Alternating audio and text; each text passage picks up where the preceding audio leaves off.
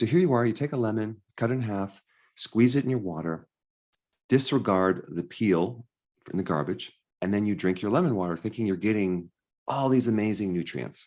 But did you realize that the peel, the white part, which is called the pith, and the seeds have 5 times more nutrition than the juice in the pulp?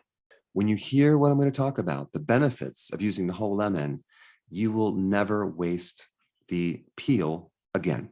So let me explain.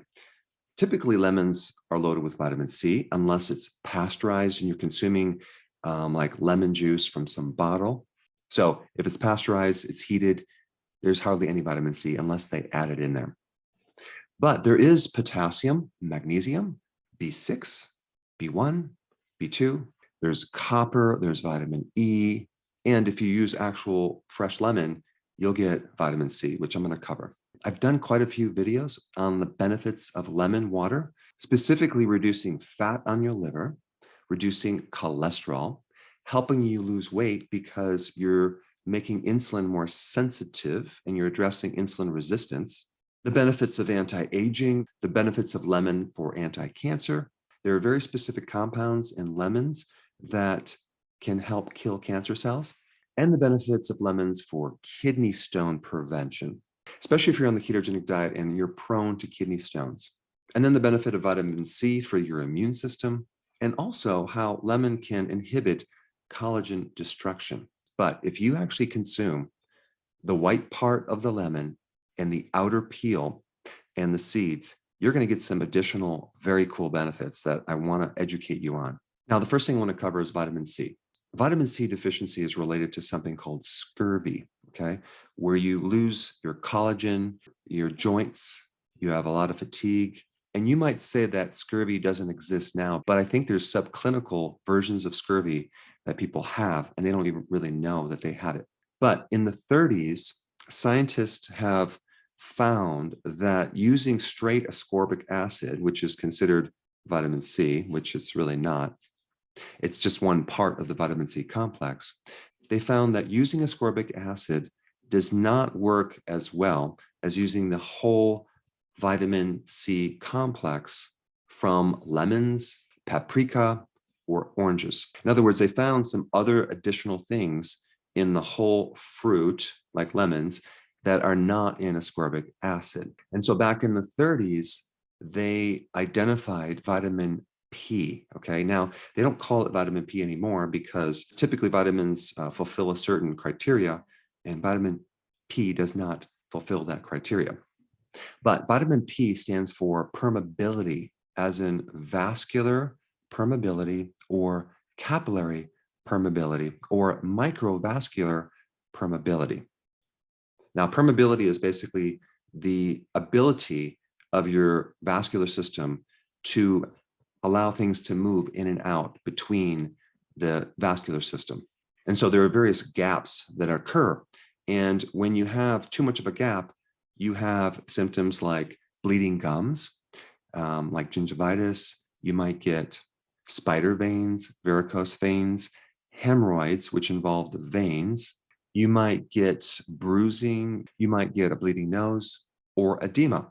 So they found this P factor, okay, vitamin P, helps to tighten up those junctions, those gaps, and prevents all these symptoms.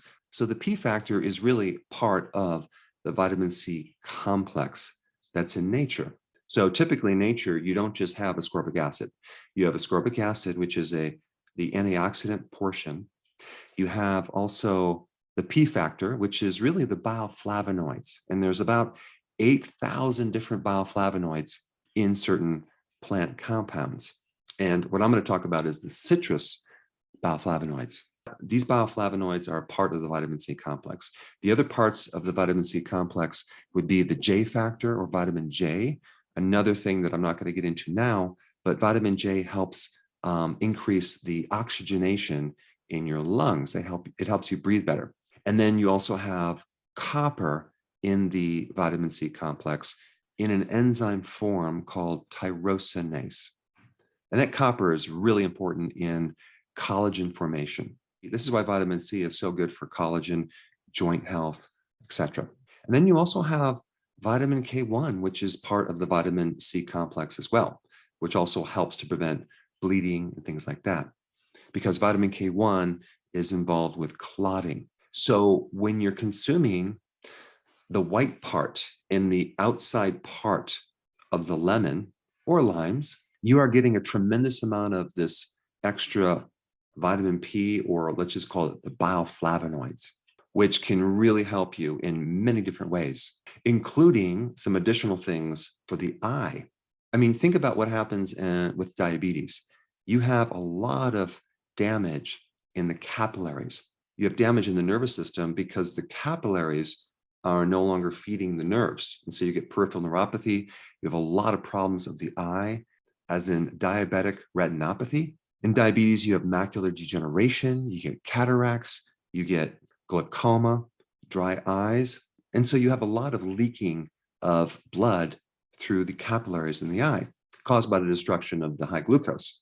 But if you're a diabetic and you actually take these bioflavonoids from lemons, you can greatly reduce the complications that occur from diabetes and this incredible oxidation that is just destroying your capillary system. Now, here's what I'm going to recommend that you do. And you just need to try this once to see. And once you try this, you're going to like it. You're going to feel good. And you're going to want to do this every day. 1 lemon, you're going to blend it. Okay. Make sure the lemon is an organic lemon. I would blend the whole thing, seeds and all, unless the seeds bother your stomach. Some people, they might find that they have a sensitivity or gastritis in their stomach, and so they might take the seeds out. But there's a lot of nutrition in these seeds. They're not poisonous like eating cherry seeds or apricot seeds, things like that. The seeds from lemons or limes are totally fine.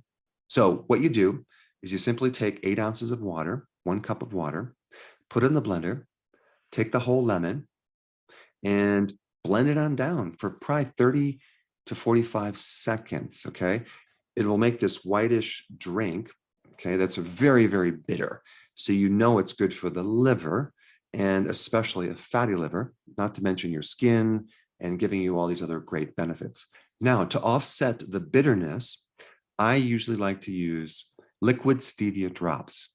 And depending on your taste, you might want to try just 5 drops and see if that's sufficient. Or some people like it a little bit sweeter, so put up to 10 drops. So between 5 and 10 drops, okay? And then just slug it down. It's actually quite delicious. Now, you can also use, instead of stevia, frozen blueberries, okay? You mix a cup of blueberries frozen with your lemon, blend it on down. It makes a delicious lemon blueberry shake. So try this every day, not just for a fatty liver, but to get the extra benefits of the so-called waste product of lemons that most people are disregarding just because they don't know all the amazing bioflavonoid benefits from the whole lemon. Now, if you haven't seen my popular video on lemon water yet, I put it right here. Check it out.